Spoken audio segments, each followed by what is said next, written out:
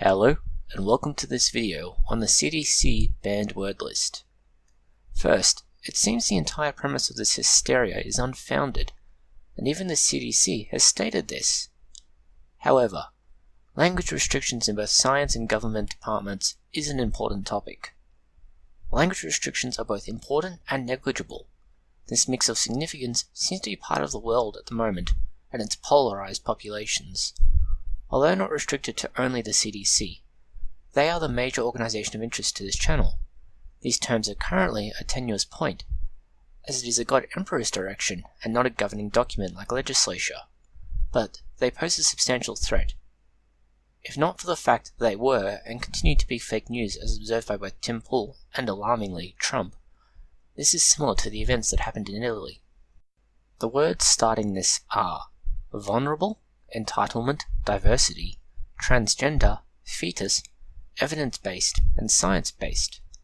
Of these, the first 5 can be attributed to part of the social pushback against socialism and the Trump phenomenon, the combination of which creates a position of victim mentality. The last 2 are not so easily explained. These are the alarming terms.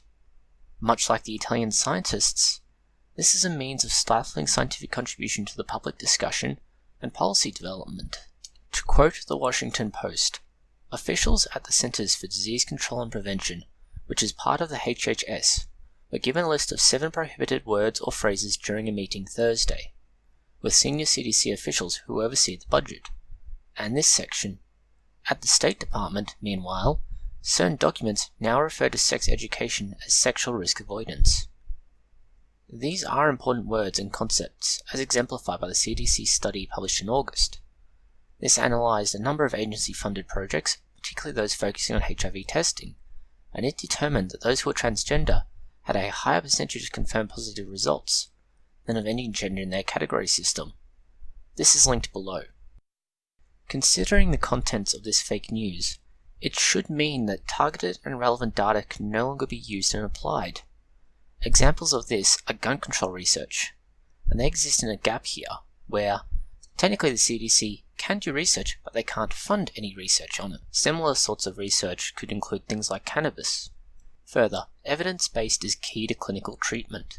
Evidence-based medicine takes the variety of treatments available and refines it to the best possible option. An example of this is blood pressure medications, where eventually there is one or more selected based on having the greatest efficacy in a population that is targeted. For example, African American populations will respond differently to medications used than Caucasian or Asian populations. This reduces the guesswork of treatment. Finally, science-based is essential for validating claims. Science-based claims are fundamentally verified or supported by a larger body of evidence with a traceable history. Examples of this are vaccines and fluoride. They fit into the larger puzzle neatly, and appropriately from this they can be verified and are not contradicted by the available evidence. To compare the 2 events, science interaction with the wider public, policy development and government is limited by this event, not necessarily because it's true, but because of the implications of it being claimed to be true. It stems from a single statement made in isolation and in error. It has created an unnecessary and inaccurate picture of what is happening, compounding the first point.